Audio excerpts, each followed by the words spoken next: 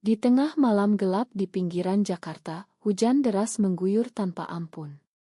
Aira, pengantin baru yang seharusnya merayakan malam pertamanya, justru tergeletak di lumpur hitam rawa bakau, tangannya terikat, mulutnya disumpal kain basah.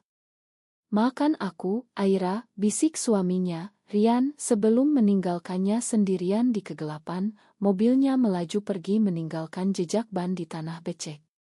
Aira berjuang, air mata bercampur hujan, hatinya hancur karena rahasia yang dia sembunyikan, cintanya pada seorang wanita, bukan pada pria yang dipaksakan keluarganya. Pagi itu, Aira bangun dengan tubuh gemetar, ikatan tangannya lepas setelah berjam-jam bergulat. Dia merangkak keluar dari rawa, pakaian pengantinnya robek, rambutnya kusut penuh lumpur. Pikirannya melayang ke masa lalu, saat pertama kali bertemu dengan Lita di kampus Universitas Indonesia. Lita, mahasiswi sastra yang cerdas dan berani, dengan senyum yang selalu membuat Aira merasa aman. Mereka bertemu di kelas Ilsaat, diskusi tentang hak asasi manusia berubah menjadi obrolan malam panjang di kai pinggir jalan. Aira, anak tunggal dari keluarga konserati di Bogor, selalu merasa terkekang oleh harapan orang tuanya. Ayahnya, seorang pengusaha sukses, ingin dia menikah dengan anak mitra bisnisnya untuk memperkuat aliansi. Ibu mertuanya, Bu Siti, wanita tangguh yang mengendalikan segalanya di balik layar, sudah merencanakan semuanya. Aira ingat bagaimana hubungannya dengan Lita berkembang. Awalnya hanya pertemanan, tapi lambat laun, sentuhan tangan yang tak sengaja, pandangan mata yang lama, membuat Aira sadar bahwa ini lebih dari sekadar sahabat. Di Indonesia, di mana norma agama dan budaya masih kuat, mencintai sesama jenis adalah tabu. Aira berusaha menyangkal, tapi Lita yang lebih berani, mengakui perasaannya terlebih dahulu. "Aku tak bisa bohong lagi, Aira. Aku mencintaimu," kata Lita di taman kampus, di bawah pohon rindang. Aira panik, tapi hatinya berdegup kencang. Mereka mulai bertemu diam-diam, mencuri waktu di antara kuliah dan pekerjaan paruh waktu. Namun, tekanan keluarga semakin berat. Ayah Aira, Pak Budi, menemukan pesan-pesan mencurigakan di ponselnya. "Kau harus menikah dengan Rian. Ini demi masa depan keluarga kita," bentaknya. Aira menangis, tapi tak berani membantah. Lita mencoba meyakinkannya untuk kabur bersama, tapi Aira ragu. "Bagaimana dengan orang tuaku? Mereka akan hancur," katanya. Akhirnya, Aira setuju menikah, berpikir itu cara terbaik untuk menyembunyikan rahasianya. Tapi di hari pernikahan, saat upacara selesai, Aira tak tahan lagi. Dia menelepon Lita, meminta pertolongan. Rian, suami barunya, ternyata tahu segalanya. Bu Siti, ibu mertuanya, yang licik, sudah menyadap ponsel Aira sejak lama. "Kau pikir aku buta? Kau wanita kotor," sembur Bu Siti saat konfrontasi di kamar pengantin. Rian, yang sebenarnya tak mencintai Aira tapi terpaksa karena perintah ibunya, memutuskan untuk membersihkan masalah ini. Mereka membawa Aira ke rawa, meninggalkannya di sana dengan harapan dia tak kembali. "Ini demi nama baik keluarga," kata Rian sebelum pergi. Aira, setelah selamat, berjalan tertatih ke jalan raya. Seorang sopir truk kasihan dan membawanya ke rumah sakit terdekat. Di sana, dia dirawat, tubuhnya penuh luka, tapi jiwanya lebih parah lagi. Dokter bertanya apa yang terjadi, tapi Aira diam, pikirannya penuh dendam. Dia menghubungi Lita, yang panik mencarinya sejak malam pernikahan. "Aira, kau di mana? Aku khawatir sekali," seru Lita di telepon. Aira menceritakan singkat, dan Lita datang segera. Di rumah sakit, mereka bertemu lagi. Lita memeluk Aira erat, air mata mengalir. "Kenapa kau tak kabur denganku dari awal?" tanya Lita. Aira menjawab, "Aku takut. Tapi sekarang aku tahu aku salah.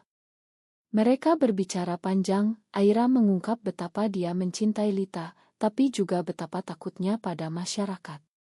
Di Indonesia, pasangan sesama jenis sering dihadapkan pada diskriminasi, bahkan kekerasan. Keluarga bisa mengucilkan, tetangga bergosip, dan hukum tak selalu melindungi. Aira memutuskan untuk pulang ke rumah orang tuanya. Pak Budi dan Ibu Aira terkejut melihat anaknya kembali dalam keadaan menyedihkan. "Apa yang terjadi, Nak?" tanya ibu dengan air mata. Aira menceritakan semuanya, kecuali rahasia cintanya pada Lita. "Rian dan Bu Siti mencoba membunuhku," katanya. Pak Budi marah besar, tapi Bu Siti datang ke rumah mereka, membawa pengacara. "Ini itnah. Aira kabur sendiri karena punya selingkuhan," tuduh Bu Siti. Konfrontasi pertama terjadi di ruang tamu. Bu Siti menunjukkan bukti pesan Aira dan Lita. Pak Budi membaca, wajahnya memucat. Ini apa, Aira? Kau? Dengan wanita, tanyanya tergagap. Aira tak bisa bohong lagi. "Ya, Ayah. Aku mencintai Lita." Ruangan hening, lalu meledak dalam amarah. Ibu menangis, Pak Budi memukul meja. "Ini dosa. Kau harus disembuhkan," serunya. Aira merasa dunia runtuh. Dia pergi dari rumah, tinggal bersama Lita di apartemen kecil di Jakarta. Tapi masalah baru muncul. Lita, yang berasal dari keluarga liberal di Yogyakarta, mendukung Aira, tapi dia sendiri punya rahasia. Lita pernah menikah singkat dengan pria, tapi bercerai karena alasan yang sama, dia lesbian. "Aku tak bilang karena takut kau pergi," kata Lita. Aira marah, merasa dikhianati. "Kau bohong padaku," bentaknya. Mereka bertengkar hebat, tapi akhirnya berdamai. Aira sadar setiap orang punya luka. Mereka memutuskan melawan bersama. Aira mulai mencari bukti melawan Bu Siti. Dia ingat Bu Siti pernah bicara tentang rahasia keluarga yang tak boleh terungkap. Dengan bantuan Lita, mereka menyusup ke rumah Bu Siti, mencari dokumen. Di sana mereka menemukan surat-surat lama. Ternyata Bu Siti punya anak haram dari perselingkuhan masa muda. Rian bukan anak kandung suaminya yang sudah meninggal. Ini rahasia yang bisa menghancurkan nama baik keluarga mereka. Aira terkejut, tapi juga merasa kasihan. "Ini sama seperti aku, disembunyikan karena takut masyarakat," gumamnya. Tapi dendam lebih kuat. Aira memutuskan untuk mengungkapnya. Dia menghubungi media lokal, menceritakan kisahnya. Berita meledak, pengantin ditinggal di rawa karena cinta sesama jenis. Masyarakat terbelah, ada yang mendukung hak, ada yang mengecam. Gelombang reaksi dari masyarakat datang seperti badai. Aira dan Lita menjadi pusat perhatian. Di media sosial, hashtag cinta terlarang trending di Twitter Indonesia. Beberapa aktivis mendukung mereka, mengadakan demonstrasi kecil di Jakarta. "Ini saatnya kita bicara tentang hak kita," seru seorang aktivis di depan gedung DR. Tapi di sisi lain, kelompok konservatif menyerang. "Ini merusak moral bangsa," tulis seorang ulama di Aceh. Aira merasa campur aduk. Dia senang akhirnya bebas, tapi takut ancaman. Ponselnya penuh pesan kebencian, bahkan ancaman mati. Lita mencoba menenangkan, "Kita kuat bersama." Tapi tekanan mempengaruhi hubungan mereka. Aira mulai ragu, apakah ini layak? "Aku kehilangan keluargaku." Lita marah, "Kau mau mundur sekarang? Setelah semua yang kita lalui?" Konflik internal Aira semakin dalam. Dia bermimpi buruk tentang rawa, tentang Bu Siti yang tertawa. Psikolog yang dia kunjungi bilang, "Ini trauma. Kau perlu waktu." Aira mulai menulis jurnal, menuangkan perasaannya. Di sana, dia mengakui betapa cintanya pada Lita adalah yang paling murni, tapi masyarakat membuatnya terasa salah. Sementara itu, Bu Siti tak tinggal diam, dia mengajukan gugatan pencemaran nama baik terhadap Aira. Di pengadilan, Bu Siti tampil sebagai korban. Anak menantu saya gila. Dia kabur karena gangguan jiwa, katanya di depan hakim. Rian bersaksi mendukung ibunya, wajahnya penuh penyesalan tapi tak berani melawan. Aira, dengan pengacara dari Hak Asasi, membela diri.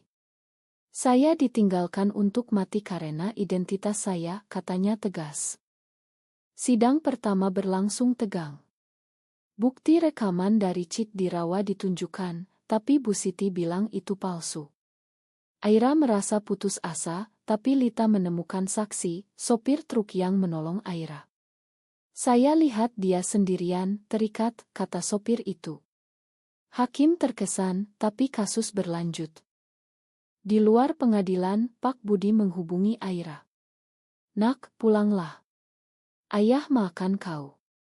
Aira ragu, tapi bertemu ayahnya di KAI.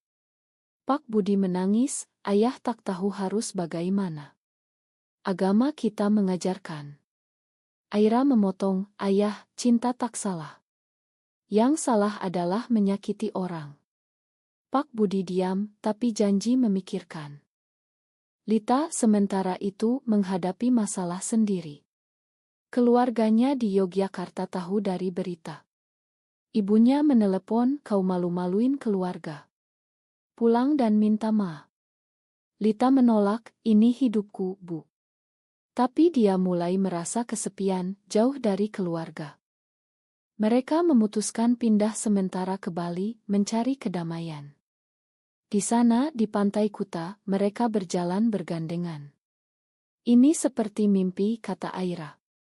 Tapi realitas kembali saat berita tentang rahasia Bu Siti bocor. Aira yang mengungkapnya ke media. Bu Siti marah besar, menelepon Aira, kau akan menyesal. Bu Siti mulai balas dendam. Dia membayar orang untuk mengikuti Aira dan Lita. Suatu malam di Bali, mobil mereka diikuti. Aira panik, mereka tahu kita di sini. Lita mengemudi kencang, tapi mobil mogok. Mereka lari ke pantai, bersembunyi di antara batu. Ini terlalu berbahaya, kata Aira. Lita memeluknya, kita tak bisa mundur. Keesokan harinya, mereka kembali ke Jakarta. Aira memutuskan konfrontasi langsung dengan Bu Siti. Di rumah mewah Bu Siti, Aira datang sendirian. Kenapa kau lakukan ini? Tanya Aira.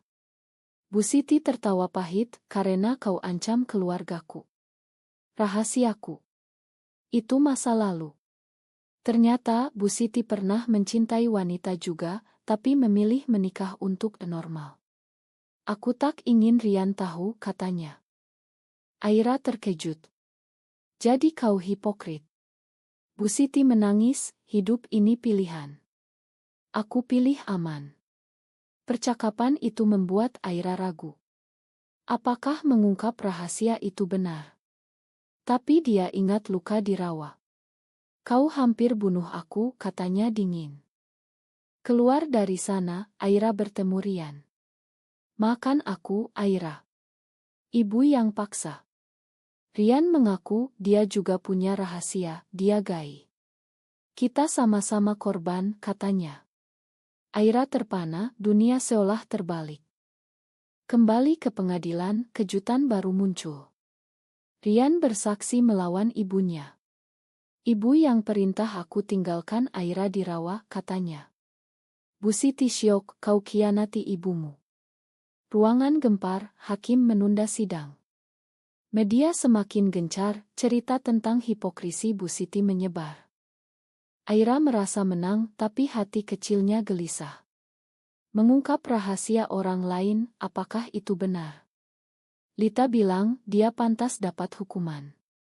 Tapi Aira mulai introspeksi. Di malam hari, dia bicara dengan Lita, aku tak ingin jadi seperti dia, penuh dendam. Lita setuju, tapi tekanan masyarakat makin berat.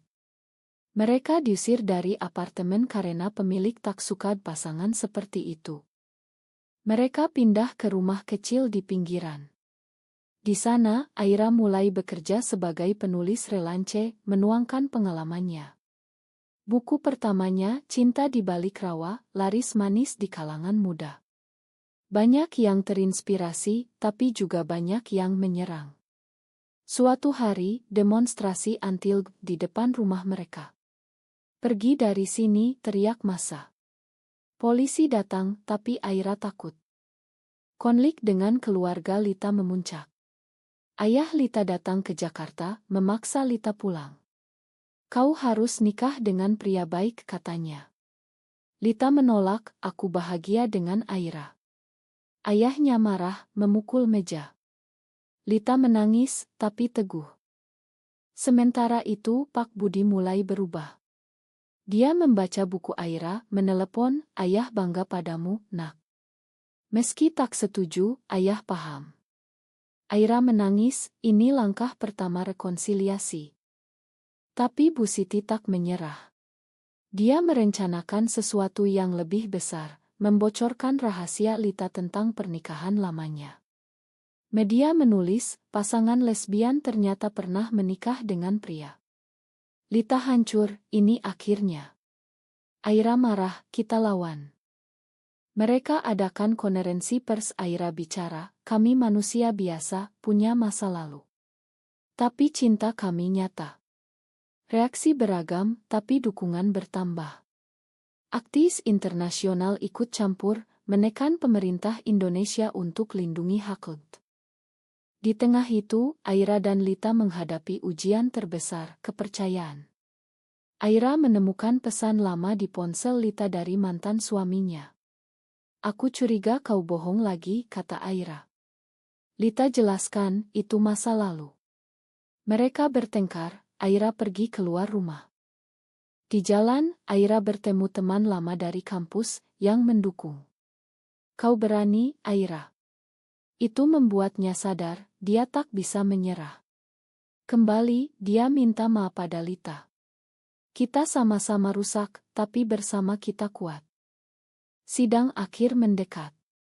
Bu Siti terpojok, mengakui kesalahannya. "Aku takut kehilangan segalanya," katanya di pengadilan. Hakim memutuskan Bu Siti bersalah percobaan pembunuhan, hukuman penjara. Rian bebas, tapi hubungannya dengan ibu rusak. Aira merasa lega, tapi juga sedih. "Apakah ini kemenangan?" tanyanya pada Lita. Setelah sidang, kehidupan Aira dan Lita mulai stabil. Mereka pindah ke Yogyakarta, dekat keluarga Lita yang perlahan menerima. Ayah Lita setelah bicara panjang, bilang, "Aku tak paham, tapi aku tak ingin kehilangan anakku." Ibu Lita memasak untuk mereka, tanda rekonsiliasi. Aira terus menulis, buku keduanya tentang perjuangan LGBT di Indonesia. Dia diundang seminar, bicara di depan mahasiswa. "Jangan takut jadi diri sendiri," katanya. Tapi di balik panggung, dia masih trauma. Malam-malam, dia bangun berkeringat, ingat Rawa. Lita bekerja sebagai editor, mendukung Aira. Tapi masalah baru, teman Lita, seorang wanita cantik bernama Maya, sering datang. Aira cemburu, "Kau terlalu dekat dengannya." Lita bilang, "Hanya teman." Tapi Aira tak percaya, ingat pengkhianatan sebelumnya. Konflik memuncak saat Maya mengaku cinta pada Lita. "Aku tahu kau bahagia, tapi aku tak bisa tahan." Lita menolak, "Aku mencintai Aira." Tapi Aira mendengar, marah besar. "Kau biarkan dia dekat." Mereka bertengkar hebat, Aira packing barang, pergi ke hotel. Di hotel, Aira relaksi. Dia hubungi Pak Budi, yang sekarang mendukung. "Hidup penuh pilihan sulit, nak. Jangan biarkan dendam rusak cintamu." Aira sadar, dia terlalu paranoid karena trauma.